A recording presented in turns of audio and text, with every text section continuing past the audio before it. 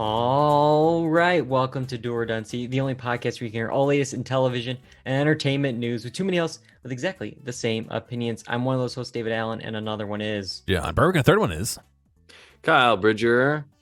I would say that I am the Demogorgon to John's Mind Flare to Dave is Vecna. I'm gonna He start is the floating. mastermind. I'm gonna pull you guys up, and you're gonna your head back, and neck will snap, and Yeah. eyeballs. But That's yeah. even the worst of what you put me through dealing with this show, Yeah. honestly. So that's fine. Yeah. I'm having you guys record on a national holiday, July 4th. How we're Yeah. gonna spend our time. If you hear any Overtime. if you hear any random noises, 90% chance that they're fireworks, but we'll see how tonight's show goes. We're gonna talk about Stranger Things, the big finale, season 4. We got some other things coming up, coming attractions. We got this first segment, and John, I really can't remember what it is. What is it? In and out points. In oder out. In oder out. In, out. Yes, it is in and out points. We're going to talk about Netflix's biggest show later on tonight in the podcast, but we're going to start off with something related to Netflix. Fortunately, a little bit of homework, a little bit of numbers here. We're going to start off with, we're going to talk about Whip Media's 2022 streaming satisfaction report from Variety. Last week it came out that Netflix actually ranks last among streamers for perceived value, but it's still the number one must-have service. I got their graphs and I got their stats here. We'll run through them, and then we'll get our thoughts of, are the people right? The 2,640 participants in this survey. We should start off here first with value satisfaction. So these participants were surveyed, and only the participants who were subscribed to the specific platform at the time of the survey could respond to the question. So it's not like, the perceived value of this, is it worth it? I never even been on the service. I don't, those don't count. It's the people that have these services were able to vote for their specific service.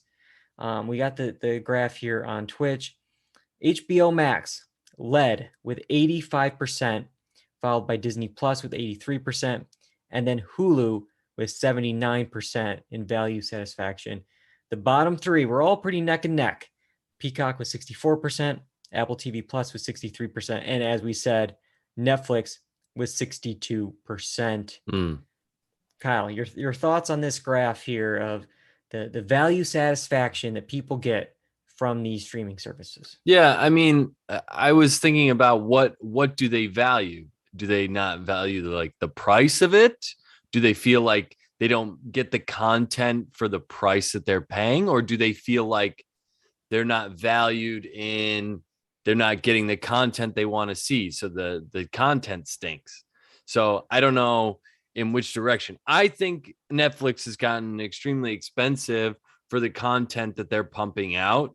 And if this is any indicator of that sentiment, I just think it's no secret that Netflix's, catalog has gone quite down, and even their original content is not that great. So I don't know. I'm not surprised by this at all.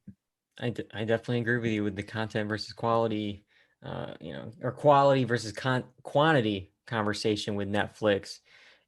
Yeah, I think, if we look at the two ends here, I think HBO Max and Netflix are actually similar pricing right now. I think it's like $15, at least starting for Netflix nowadays, and HBO Max leads the pack.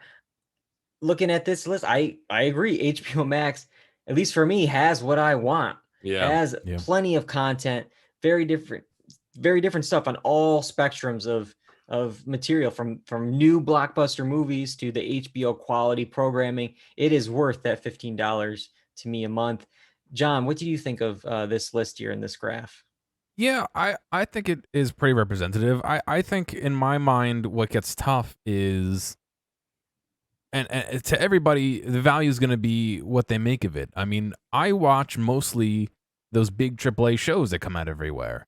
So in my mind, I'm thinking of stuff like The Boys when I think of Amazon, which in my mind pushes Amazon a lot higher up. But someone else may be thinking of, oh, Amazon's back catalog really stinks, so it's kind of farther down for me. So this is really subjective.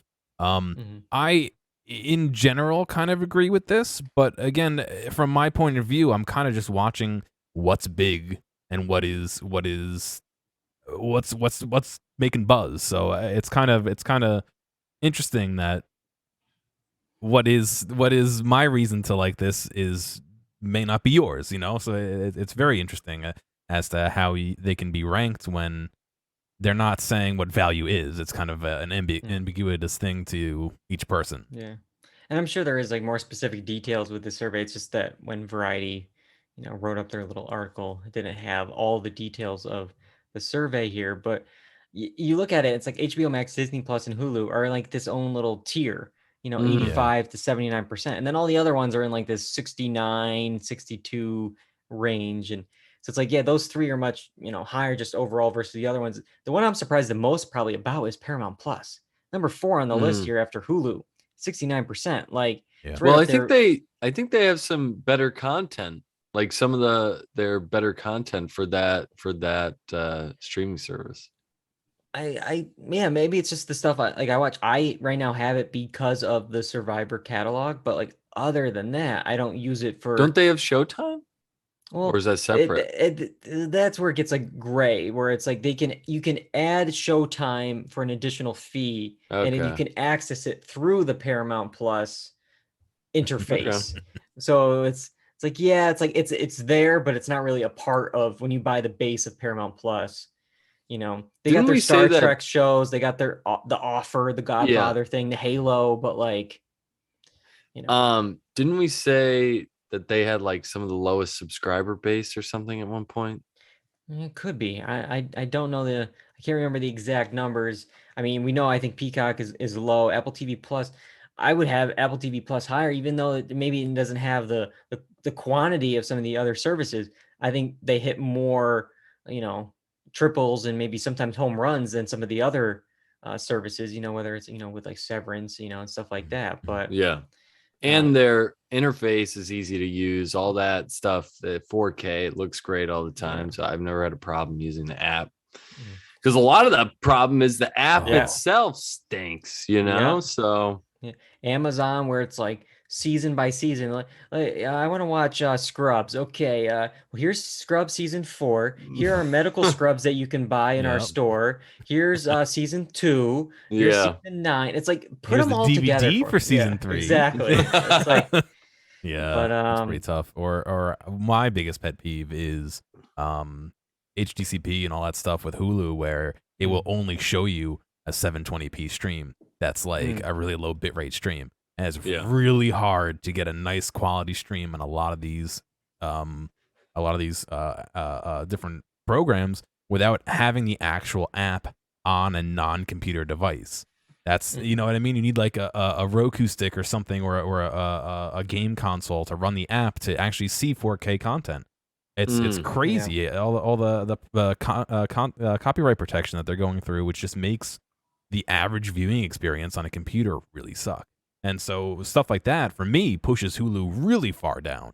mm. And then of course their ads and having to pay more for no ads and all that stuff. But that's it's I don't know it's a many edged sword because those things are not part of their catalog and what they're producing. Those are more meta observations that I have.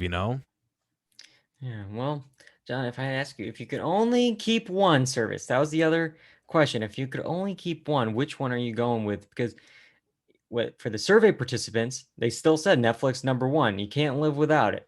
It was 31%. It did drop 10% from the last year. It was last year 41% in this Mm. survey. We're at 31 now. HBO Max was number 2 with 19%. It's rising. Its stock. It was 13% last year, and then Hulu dipped down, but it's third with 17%. I'll Mm. quickly run through the bottom 3. Apple TV Plus 2%, and then Discovery Plus and Peacock 1%.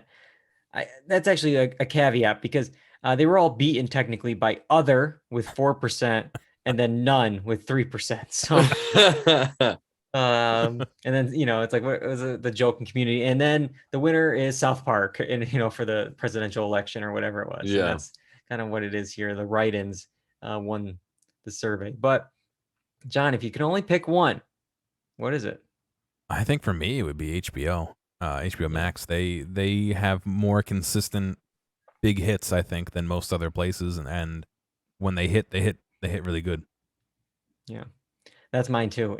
Just right now what I'm watching, obviously outside of all the HBO content, all the movies that come out, week to week, it's like I'm watching stuff in the back catalog. They have Friends, they have West Wing, they have Curb, and I'm kind of just cycling through those at this moment. It's like the catalog is just too good, and I can trust them with quality. So yeah, that's my pick as well. Kyle?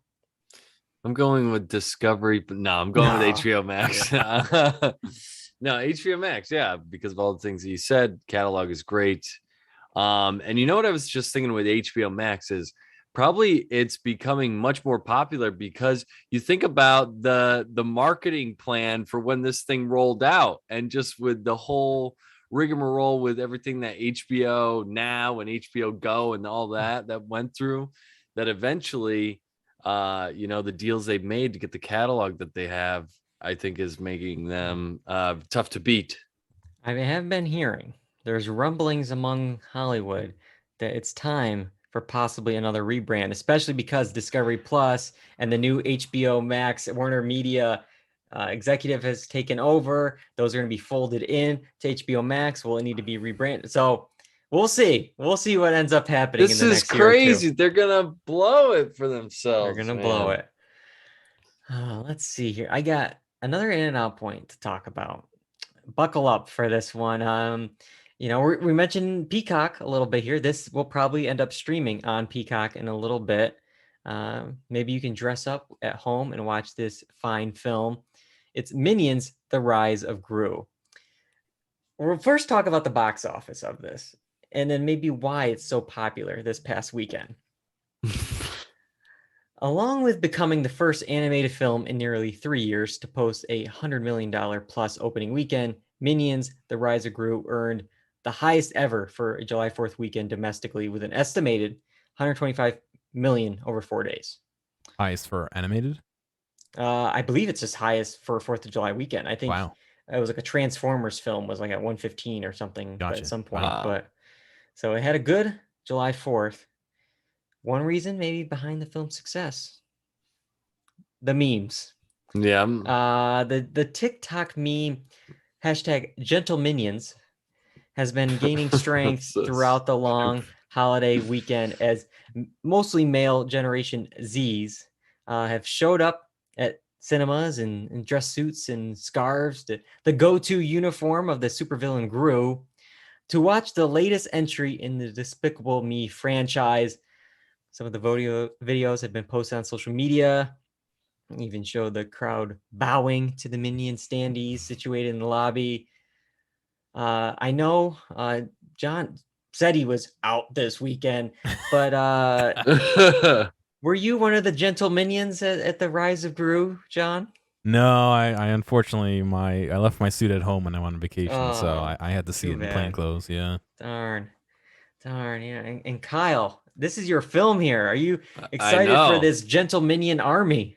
I am excited about it. Who knew something this stupid going viral could pay dividends for me? But yeah, it's working out. And let me tell you, I wasn't one of the gentle minions, but this is a wild little trend here. So I gotta watch it because they're gonna take over the Dual Redundancy account and maybe boost our numbers or bring us down or whatever. But it's just, if that's how you want to spend your time and money, go ahead. I don't get it. Have fun. Think of worse things to do, man. Yeah.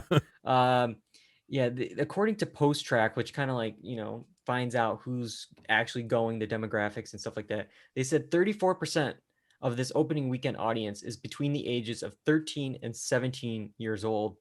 It's unusually large showing of teenagers for an animated film. Mm. Despicable Me 3 was just 8%. So we went from single Wow. digits to a third of the audience being teenagers. So Yeah. there's something going on here. And while it is funny, there has been some issues with this. A couple bad seeds have ruined it, for other people. I've been seeing some theaters, especially one in the UK, that are banning young people from wearing suits from the screenings because of the rowdy behavior. I mean, this is a kids movie. Like, if I was a dad bringing my whatever 5-year-old to watch Despicable Me, and I have these teenagers, throwing things during the screenings, cheering in a mob in the aisles and in front, just making a whole big spectacle. Yeah, I'd be pissed too, because those movie tickets are pretty expensive. And I'm not, and I got a kid here that I'm trying to watch this kids movie with, but I don't know. It's just wild. Yeah, it's pretty wild. It's wild that it gets that crazy there at the theater. It's like it's a mosh pit. They wanted the theaters back, baby. We're bringing the theaters back this way. Back. And Universal Pictures so far, I guess, seems okay with it. They're tweeting, quote, "To everyone showing up to the Minions in suits, we see you and we love you." They love that money. Yeah. They love that money. Thanks That's for what it's lining our all about, pockets. is the money. Let's talk about the money. So we got our little box office draft here. We're about halfway through the season so far. So I figure it's a good time to check in to see where the numbers are going. All my films have been out, man. That's scary to me. All your films have been out, Kyle. So your films, you had the first pick in the draft: Doctor Strange 2, Minions: The Rise of Gru, and Lightyear. Doctor Strange 2, 410 million. Minions, we're going with 108 because this is as of July 3rd, so the estimates of today are a little off. So you're cutting me out of some money, is what you're saying. Yeah, for a little bit. We have today. more gentle minion armies coming. Well, technically, all these films would have a little bit more because none of July 4th is in it for any of these films. Okay. But Lightyear, about the same, even though it's been out for an extra week, 105 million. Meanwhile, John, this is the story. Top Gun, Jesus. You had the third pick in the draft here, and you are right now leading Kyle by a little bit, but still, you have Top Gun Maverick with $564 million. And then That's Elvis wild with 67 million. And it's 4th of July today. Yeah. I mean, it last week when it was like out for like 5 weeks or whatever it was, it almost like the initial tracking said it tied with Elvis, which was his first weekend. His fifth weekend. Crazy. That's insane. And it's going to keep playing throughout the summer. Tom Cruise is not going to let this thing go to Paramount Plus or whatever.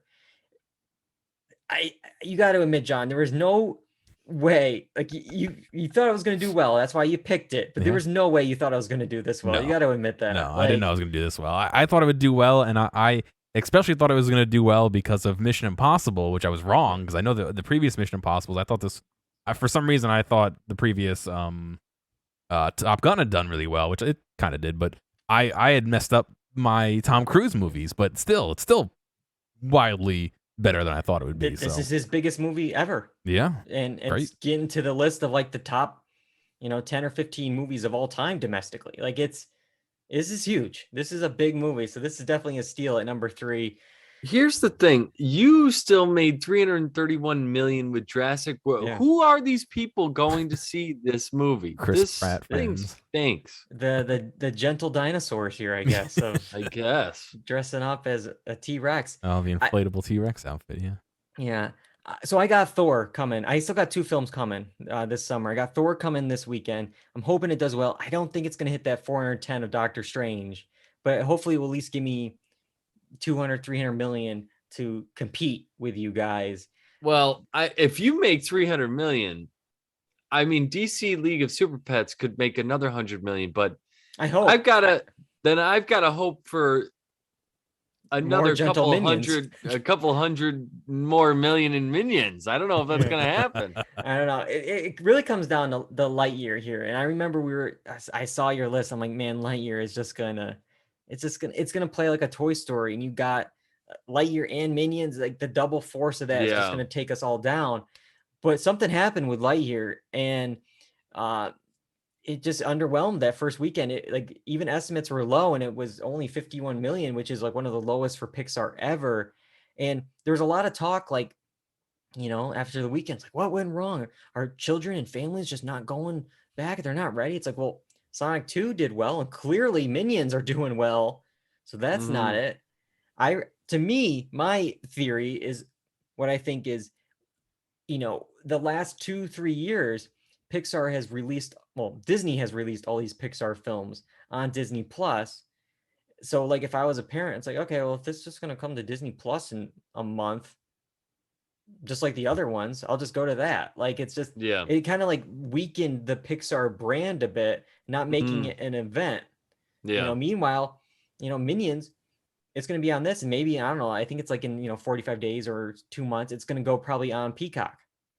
But like, maybe not many people associate that connection, but everyone associates this connection because of Luca and Soul and Onward and Turning Red and all those films. But I don't know. I don't know what happened with Lightyear, but it was a miss. But yeah, I mean, obviously Doctor Strange is doing well. Top Gun's doing well. There's been a lot of money so far across the board. Yeah, John still has Nope. Yeah, there's a lot of stuff going on. This is gonna be interesting if John with the third seed can win the whole thing. It's possible. I think I did it one year in the third slot, so it's possible. All right. Well, we're talking a little bit about movies. We're talking a little bit about Disney movies. We got another Disney movie to talk about here, a Legacy sequel. In order to talk about this and a few other projects, we have to go to the movies, and we have to go to coming attractions. Here are some exciting coming attractions. All right, let's start off with Hocus Pocus 2. It's been nearly 30 years since the Sanderson sisters' first Gray Star screens in the original, but now on September 30th, they are back in this new Disney Plus film. All right, first let's start off with, what is your association with the original Hocus Pocus, and are you excited for Hocus Pocus 2, John? I saw this so long ago that I don't remember a whole ton about it.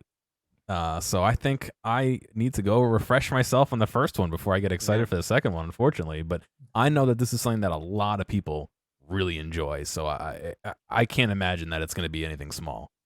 Yeah, it's going to be big. It's going to be a Disney Plus, though, film. It's not going to be in the box office. Kyle, are you going to be watching Disney Plus opening weekend? I got to be honest. I've seen Hocus Pocus a couple of times, and each time only in parts. So I've seen like most of Hocus Pocus, but not all of it, and not all at the same time, if that makes sense. So I hear you. It's kind of all over the place, but I do know that people love this movie and are crazy about this movie. It's like a cult classic, I feel like. Especially our generation loves it. So I imagine the event will be big. And that's my association with Hocus Pocus. Yeah, it definitely is a cult hit. When it first came out, mixed reviews. It actually lost Disney money, 16.5 million in its theatrical run. It lost Disney. For some reason, it was released in mid-July. Maybe was part of it. I don't know. But it became a hit on home media and cable, and obviously very iconic with our generation specifically. I don't know about this new one. Obviously, it's like the quote, Lorne Michaels, but like, why now? Like why? 30 years, I guess, maybe, for us to show our potential kids this and get them hooked on this franchise. But when I was like watching it, I was like, there's like words across the screen, some legends. And I'm like, before they even finished, I was like, refuse to die, because it's like we're just gonna keep milking this thing until we can. And then of course it comes up never die, and I'm like, oh, call that. Like it's just Yeah. and so it's like, yeah, I'm sure it's gonna be more of a family, horror film as like a more like a scary Yeah. PG movie, but I don't know. It was a weird movie. Thinking back to it, I think I rewatched it like last year, and it was like there's a lot of shaming our main protagonist for not being with the ladies, like just for being a virgin. Like that was like a plot point in like this Disney movie. A constant shade thrown. I to feel him. like that was a big 80s, 90s thing. Yeah, yeah, and it's again. He's what, 15 or 16? Like okay. Yeah, he's behind, dude. Yeah. No. But and then yeah, we get Binks the cat in this teaser here, and this will be, I'm sure I'll get the Twitter mentions here. Like, wasn't he freed? Like I think he was a person stuck in that cat's body, but at the end he's okay. But now is it like a new person in this, or is this just a normal cat? Like what's going? I got a lot of questions. Or is it just because we got to show the cat because the cat's a character? So, but we got some classic characters. Obviously, the original trio are back, and then we got some new faces. We have Hannah Waddingham from Ted Lasso. She's going to be playing a new witch. You got Tony Hale. You got Sam Richardson in this as well. So I like some of the new additions here, but yeah, I don't know. Like outside of nostalgia, maybe having it on in the background. This I don't think is going to be for me, but. All the power to the people who are very excited for Hocus Pocus 2. I wonder if it not doing well so long ago is why it's not being released in theaters now. Yeah, I don't. I don't know, because I think it would definitely do better in theaters than the original did. But again, Especially it goes if you do back it to in like October. I think it's like Disney is doing this thing now where it's like it's kind of showing what's important for the theaters. It's Doctor Strange and Thor. They are important for the theaters.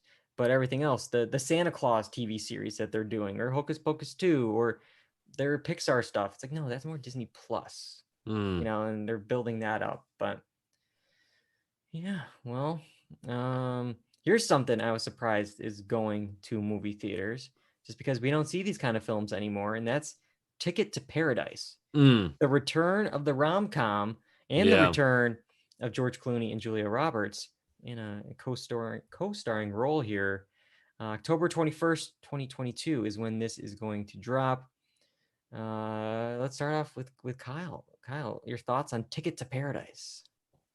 Yeah, I was just interested to see that this type of movie was going to be made. I mean, bringing back some old guns here to revitalize the genre. When I was watching the trailer, I was like, this is hitting just like all of the beats, that you would typically see with this kind of movie.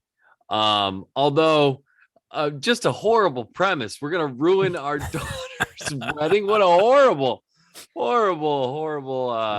idea. Unless this guy really, really stinks. I don't know if I can go along with that. Seems like a nice guy from what we saw in the trailer. Right? But what a wild premise. But I mean, I think this could be one of those movies where it's just okay, but you're gonna see it everywhere on cable TV. Yeah. Like I didn't explain what the plot is, but like if you watch the trailer and spend 2 minutes, you saw the movie, and it's like even for a rom-com, I was surprised at how much they actually showed in this trailer. Like you got these exes working together to sabotage their daughter's wedding, yada yada yada, and then we even show that the daughter finds out, and then they're getting along towards the end. It's like this is the movie. This is I saw it. I'm sure there's other hijinks along the way, but like it is wild to me. I saw a lot of people excited for this, and love a good rom-com. I did a senior thesis about rom-coms. Like I like the genre, but it's interesting for like, somebody like Clooney, who I feel like never works anymore.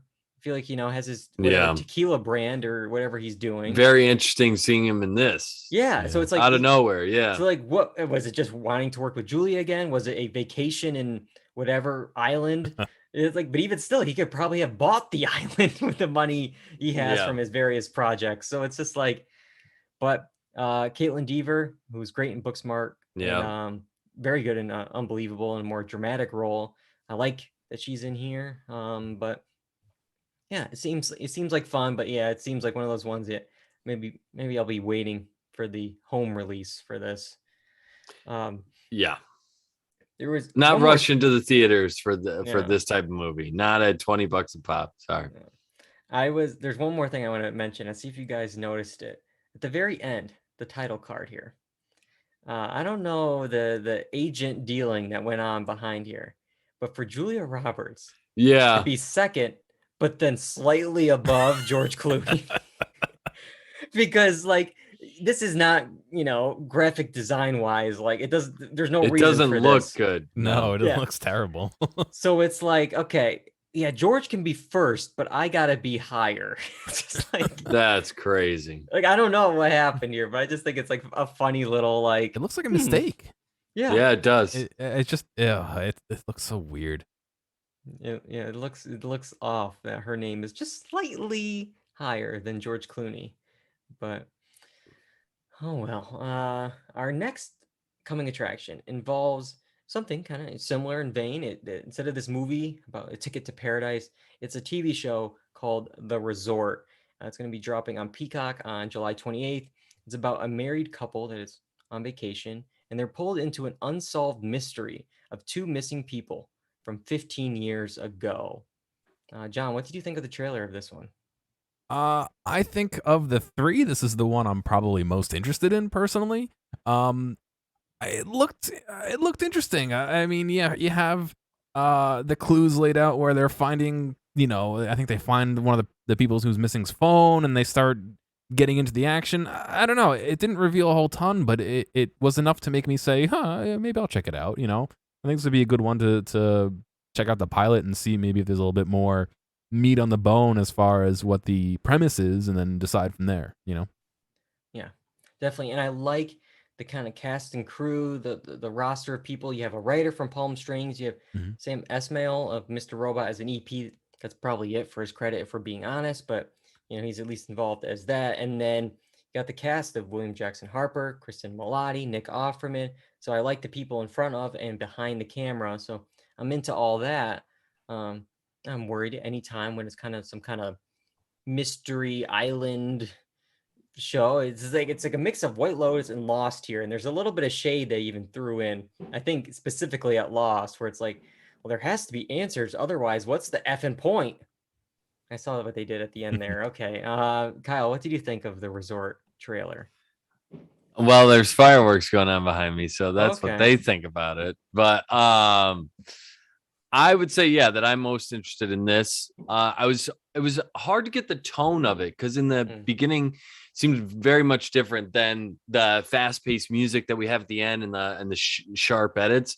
But I was getting like White Lotus meets like Kevin Hart, Jumanji type vibes in the beginning, and then it just got like super ramped up. So I'm interested to see where this could go. Like you said, a great cast of characters or actors, I should say. The funny thing about this is the dude with the phone, he always gets cast as like a kid, because I think he gets cast as a kid in the Righteous Gemstones. That dude is like 30 years old, man. I mean, he's like maybe older than that. It's ridiculous. Keep doing it until you can't anymore. Compliment to him, It's just ridiculous. But yeah, this one looks interesting. The trailer's pretty, it has you kind of feeling all over the place. So I'm interested. I'm down. Yeah. It really makes me miss the White Lotus. I was even just thinking about it now and hearing the theme song in my head. Man, I love that theme song, the credits there. I don't know when season 2 of that's coming, but it should be coming hopefully soon. But all right. Well, that's it for the stuff that hasn't come out yet. We have something that has come out, has finished its 4th season, and that's Stranger Things. In order to talk about it, we have to go back. So send us back. In time. We're back, baby. Gotta get back in time. I should have had you flip all of this upside down, John, the entire screen for the next 20 minutes, but no, don't do it. Hang on a second. No, all right. Stranger Things season 4, the big finale. Let's see, July 1st, the last 2 episodes of this 4th season dropped. We talked about the premiere of the season in episode 386, and it all comes down to this. Can our gang, separated into 3 different groups around the globe, defeat Vecna in the Upside Down and save Hawkins? These are always tough to do when we're talking about multiple episodes and, trying to sum everything up. There's a lot of characters. This finale alone was 2.5 hours. So there's a lot to unpack. We're going to try to get to the main points as we can. I think we'll start with a few of the characters, and then we can maybe talk about, broad strokes. But before I get to all of that, just give me your quick initial thoughts of season 4 as a whole, John. Tell me, what did you think of the season? Yeah, there was stuff I liked and stuff I didn't like. I think at the end, we're tipping slightly towards the I liked it side, but yeah, there were just certain aspects about it that I feel like, why are we doing this still after 4 seasons? Why are we doing it again for a 5th season? Like, some of those things really got to me. But yeah, overall, it still is Stranger Things. It's just maybe not, to me, that top tier like season 1 as season 1 was. Yeah, for me, I think most of the season I would have had this like high, like maybe probably like if I had to do a quick ranking off of nothing, like 1, 4, 2, 3 for seasons. Yeah. There's parts of the finale that I didn't love. Maybe brought me down a little bit more of this season, which we'll get to.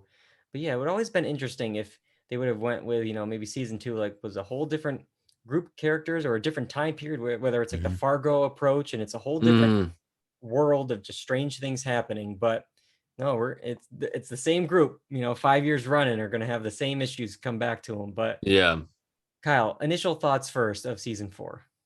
Overall, I really enjoyed it. I thought production wise, really, really good. Some great like camera work, production elements were fantastic. But there were some things writing wise that had me rolling my eyes. But I was like, should I just go along with it? Because we are dealing with like the kids, and is that how, but there was just some things with the dialogue and the writing that I didn't love, but overall, very, very, very well done, and I enjoyed watching it. And I would go with your rankings, Dave. No, cool. Yeah, there was a lot of predictability, I think, was another issue I had, where you could feel the next day this is gonna happen and that's gonna happen, and it was like blocked exactly how, there was nothing there that made me go like, oh cool, like they did this instead. That was I think one of the bigger takeaways I had too.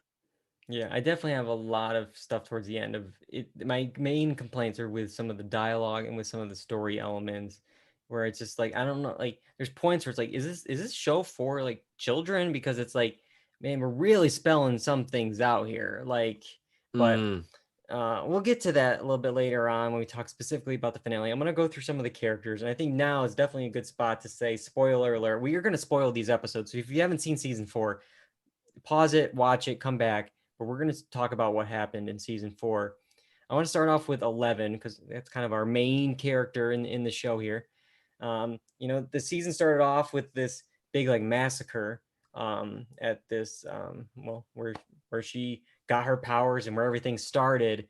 But of course it was going to be a fake out. We even, I think, mentioned it probably was some kind of fake out. She didn't do that. It was Vecna who, before he was Vecna, I guess. And, it just made it look like it was her. And it was just building up to this battle between the two. But we spent most of the season with 11 in this not so secret lab. Sure, it looks cool to have a door like in the middle of the desert, but can you at least put some bushes around it, or like just something to?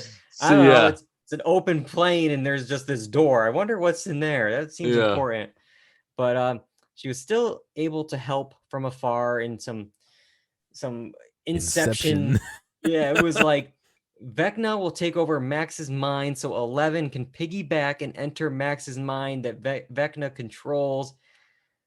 I'm glad it was more that than I really was worried at a certain point. It's like where the whole group, Mike and Will and all those people were like, well, how are we gonna get there?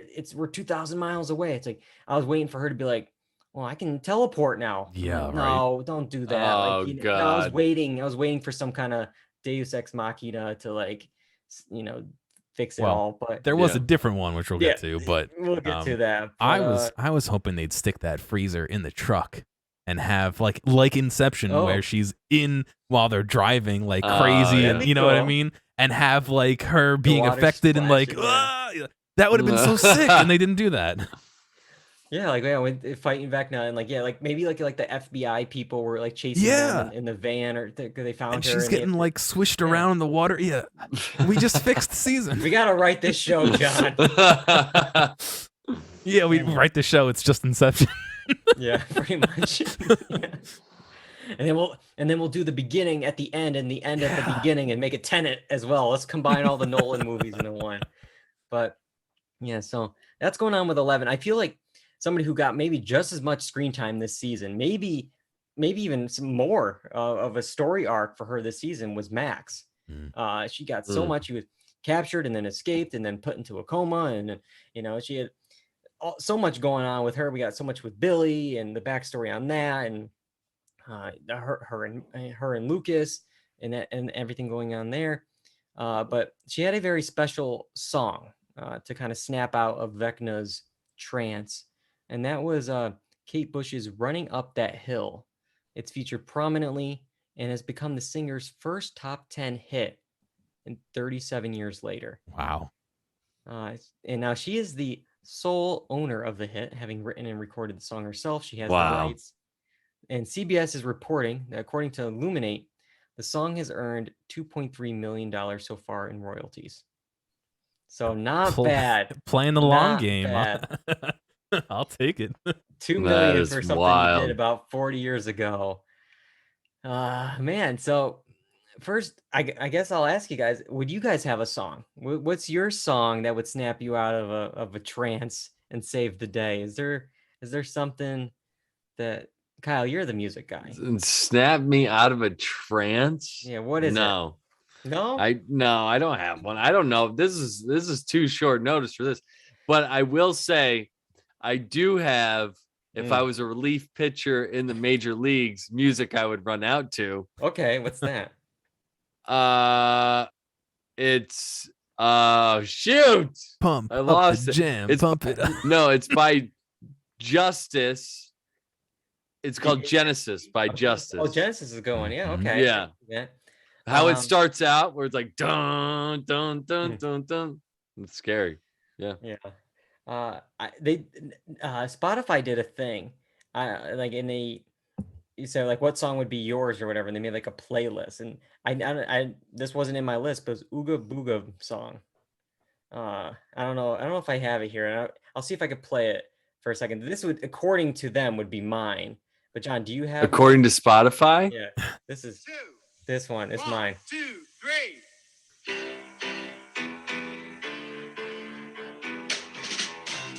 You know this one, right?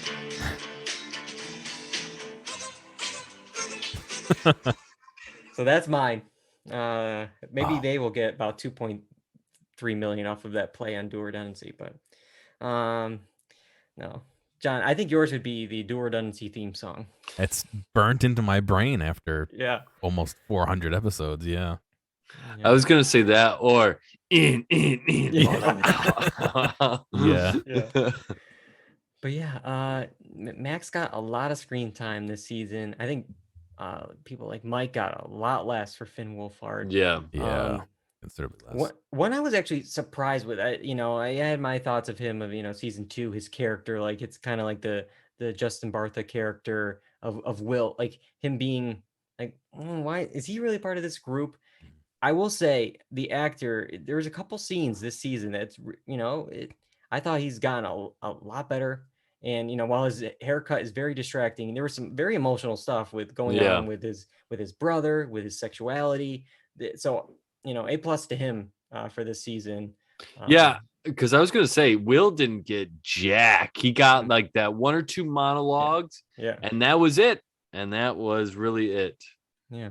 I think this cast is just way too big. It's Yeah. just way too big. There's so many stories. I mean, the episodes are 2.5 hours, and we're complaining that they're not giving enough stuff to some of these main Yeah. characters. And Like, oh, go ahead. Good. yeah, but I was gonna say, even his brother there, Will's brother, forgetting his name right now. Did he have more than 10 lines this season? I don't Yeah. know. I don't I know. know. But yeah, let's talk about the finale. Let's really dive into this finale because I'm gonna admit I was kind of let down by this 2.5 hour epic that they promised. There was a lot of monologues. There was just a lot of, I feel like, distractions. Whether it was just like bats.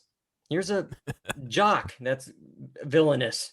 It's just like a lot of things like obstacles. And it was just, and then we built up all this stuff, and I'll really get to it in a little bit here. And then it just kind of is like 2 days later. Yep. And it's like, oh, Yeah. Yep. That was weird. it's like, did we really get anywhere? Did we really end this? I mean, you have of course the villain, Vecna does the classic villain thing of, Nancy, I'm gonna let you go. I want you to tell 11 my plan exactly, and then get back to me and I'll take her down. It's like, or just kill Nancy now, or Yeah. just do this now. But no, you gotta build up to it. And even 11 was a little bit guilty of this because she had the thing where she has Vecna up, but no, I'm gonna slowly turn you around so it was me who did this. It's like, or you could just knock down a helicopter. Let's just throw him across the room right now. Like, let's get this over with. But Yeah. of course, it's television. The But, egos get involved, man. And they're like, yeah. take a look. Look what I just did. I'm more powerful than you. Ah. Yeah.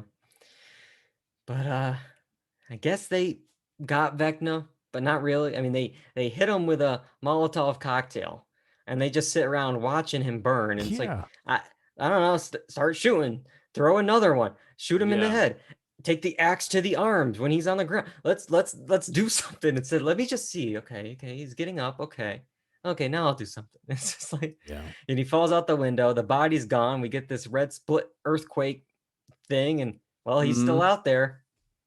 So you let him go. Like, oops. Well, no. he's just a general for the greater Yeah. thing, right? Yeah. So he's But- maybe his essence has seeped back into the original creation, whatever it is.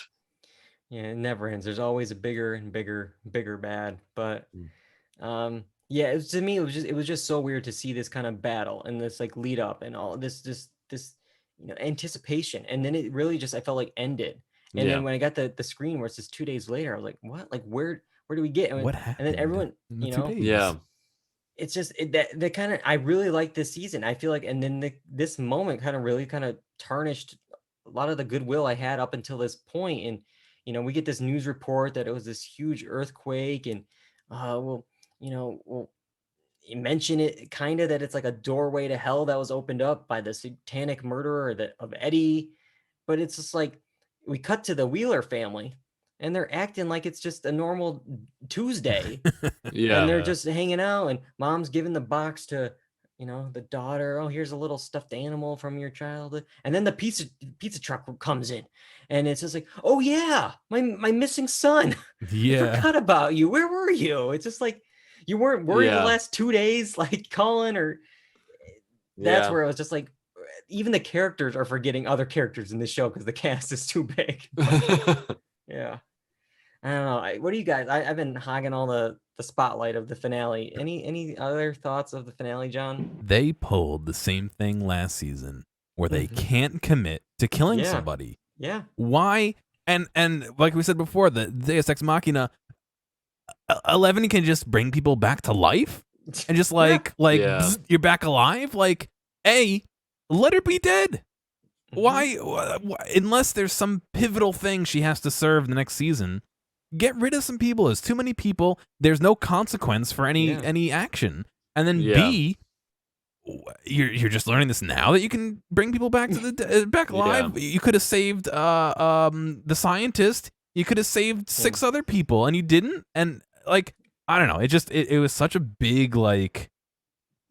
What do you mean you brought them back to life? It doesn't make sense in any context to me that she can do this. Like, why now, and why even have this as a story plot?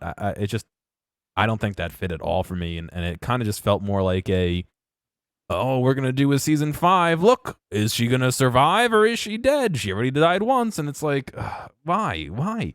Just kill people when they die. Yeah, that was my next point, where it's just, I really thought we would have lost someone kind of like more meaningful. Every season, it's always just like a side character or like some new addition. I mean, that they introduce. Yeah. yeah, it's like, okay, Barb or Joyce's boyfriend or Billy or I mean Eddie here. It's just like, and I just feel like there was so much other foreshadowing. Like sometimes they really hit us over the head with it. Robin was telling Steve at one point, it's like, it might not work for us, that, work out for us this time. This may be, too much, this may be our final time. And that was after Steve gives this big speech about, oh, I want 6 kids and I want this happy future. And it's like, oh, they're setting this up here. Yeah. But no, Steve, of course, is going to be fine. It's Eddie who we're going to lose. And they spelled that one out for us. It was like, not only do we see him say, oh, we're not heroes before the battle, the show flashes back to that moment right before his moment of heroism. And it's like, this is in the same episode. I don't need a flashback of him saying that 30 minutes ago. Yeah. I just saw it. You're really spelling it out for us here. The episodes are so long. Yeah, maybe. And also, it's like, were you really that heroic? I mean, you were kind of hitting bats. Like, I mean, I guess it's helpful, but like, you didn't really like dive in front of a bullet or like, are the bats going to get back to the other people that quick that you have to spend 2 more minutes? And like, you know what I mean? Like, I don't know. It took the bats so long to get there that he could play an entire Metallica song that it's not going to take them 2 seconds to get back and to attack. Like, I don't know. It felt very weird. I don't know. Yeah. Kyle, are you going to miss Eddie? No, I originally, I think I said I found him annoying in the first place, but I mean, I found him less annoying at the end, but I wasn't like a lovable character for me. Yeah. And also, I just love how the fact that people watch the show and they're surprised that, that it's just the outside characters that are always going to end up dead. It sucks. Yeah. Well, it doesn't suck. It's just like, what are the we're stakes? used to it at this point, And speaking of dead people or people that probably should have been dead, this is one of my other complaints of this season. I know we're talking about a lot of complaints first. I'll just say I like this season. I'm just, like, what more can I say? Oh, that was great. That was great. So I got to say, like, what I didn't like, to nitpick. So hopefully season 5, when they listen to this podcast, they can fix the issues. That's the goal here. But speaking of people here, and the issue I had is with Hopper. The season as a whole, I feel it was really dragged down by this kind of Russian storyline, this side quest. We spent so much time of his, getting him out of prison or just close enough and then escaping and then being recaptured and then going back to prison. And then what was it really for? Yeah. And at one point I was just like, is this just because you got the actors David Harbour and Winona Ryder and you just got to give them something to do? Yeah. Yeah. I was trying to find, I'm like, so what link are you saying is here? Oh, that the gate is here so that attacking some more of his enemies will draw attention. And it's just like, this has all been for nothing, really. Yeah. And it felt like a very last minute, like really tacked on. It's like, oh yeah, it's a hive mind and whatever nonsense that they came up with the very last minute to kind of justify this 7, 8, 9 episodes of them in Russia. And then they're doing the final fight. Where did that sword come from? He just gets this magic sword that is like kills the Demogorgon. I thought the same thing, and then I thought no one's cleaned up in the arena since they've been there. And remember, they had to choose weaponry, and they chose their swords and stuff. That makes more sense. I thought the same thing. I'm like, where's this sword coming from? Because I was baffled too, and then I was like, wait, they did. No one like cleaned up the area, I guess. But then nobody else has tried to use the sword against one of these things. Like, why now is the sword all of a sudden just chopping its limbs off? David Harbour's behind. Oh yeah, yep. Skinny. He had that big meal and he got strong. Yeah. Yeah, but even like Murray with the flamethrower at one point, gets most of them, stops, and then there was one more that came in, and it's like, oh, what are we gonna do? Like, I don't know how a flamethrower works, but can you turn that thing back on? Yeah, relight it. Yeah. Yeah, it's just like, Again, like everyone's just like, let's just sit and wait and watch what they're gonna do, and then let's attack. It's like I'm throwing everything I got at this thing and just trying to get it when it's down, but I don't know. Seems like a lot's gonna be in store for season 5. It looks like the upside down is in the real world at this point after that kind of 4-quadrant earthquake that broke everything here. So it looks like right now season 5 is the final season. I'm sure there's going to be multiple spin-offs and multiple this and multiple that, but for now, one final season coming. I don't know, 2, 4, 8 years from now. Who knows when the next season will be back, and our gang of 11 and Mike and Lucas and all them are in their 40s. And but I will say one thing I did like was they did really tie the 4 of them together with one and Vecna, and how he was kind of banished that area and has been behind the scenes. I did like that they kind of tied them all together, but it's a little tough going with some of the other decisions that they made story wise. I will say that I do agree. I like how it's like you can tell that they're setting up an end game with this. They're setting up, okay, this was behind this and that was because of this. Like, okay, they're tying up some loose ends, because for a while it was just like this happened and let's add in this thing and a mind flare, and it's just like we're adding just to add. And at least now it's like, okay, well that's because of this. It's like, okay, now we're getting explanations of things. So yeah, I did like that. I just want to mention a couple of what I think are awesome scenes, even though whatever their purpose may be. The Metallica, the concert scene, that was cool. That was interesting. And the Vecna scene with 11 when she takes him down was pretty badass too. And then I also love that Paul Reiser is a recurring character in 2 like very popular shows right at the moment. Yeah, good for him. Good for him. All right. Well, that concludes Stranger Things season 4. I think it's safe to say we all enjoyed the season. We definitely had some qualms with it, but we all enjoyed the ride. Yeah, I liked it. Yeah. So, all right. Well, that's it for tonight. We're gonna go back to Mondays in July for the most part, except for next week. That's the one exception in July. Summer's a little bit crazy, but next week we have the Emmy nominations. They're going to drop on Tuesday, so we're going to be back Wednesday night with our annual reactions to the Emmy nominations, and then hopefully back to Mondays. In July we got some things on the docket, like a TV draft game that we're going to do, plus a clip show to prepare you for season 2 of Industry. That's actually coming out in August. Wow. It's been a while on that, so maybe we'll check out that in August. But a lot on the docket. You can find these episodes on YouTube, Apple Podcasts, Spotify, the blog, dualredundancy.com. Of course, we are live. I will say Monday nights, but that kind of is all over the place in the summer. But just we're on Twitch, twitch.tv/dualredundancy. To find when exactly we're going live this summer, go to Twitter, go to Instagram @dualredundancy, so you know the exact times. But next week, Wednesday night for the Emmys. I got to thank both of you guys for joining me tonight again on 4th of July to talk about Stranger Things. I really appreciate it. For John for directing the show, getting it up on Apple Podcasts and YouTube and all that. Couldn't do it without you guys. Sure.